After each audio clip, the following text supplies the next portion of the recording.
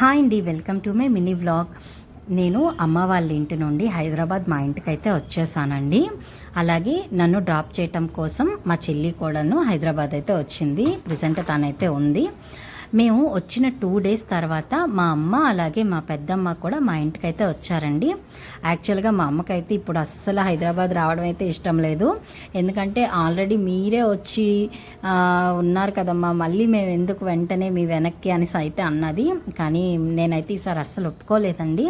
ఎందుకంటే మా అమ్మ మా ఇంటికి వచ్చి 2 years అయిపోయిందనమాట. అలాగే పాలకొండలో ఎండలైతే మామూలుగా లేవు. కోర్స్ హైదరాబాద్లో కూడా ఏం తక్కువ లేవు, చాలా ఎక్కువ ఎండలు అయితే ఉన్నాయి. ఆ మెయిన్ పాయింట్ ఏంటంటే ఈవిడ మా పెద్దమ్మ అనమాట. ఈవిడ అంగన్వాడీ టీచరు. ఈవిడికి కూడా సమ్మర్ హాలిడేసే సేమ్ అనమాట.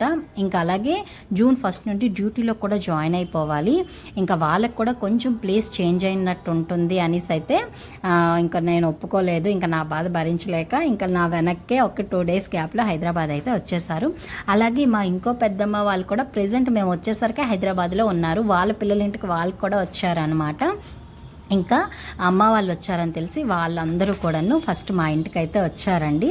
ఇంకా మా ఇంట్లో కాసేపు టైం స్పెండ్ చేసిన తర్వాత మా ఇంటికి దగ్గరలోనే ఉన్న AMR ప్లానెట్కి అయితే అందరం కలిసి వెళ్ళాము. ఇలా ఎవరి పిల్లల ఇంటికి వాళ్ళైతే వచ్చి ఆ ఫ్యామిలీ అంతాను ఇలా హైదరాబాద్లోనే ఉన్నాము.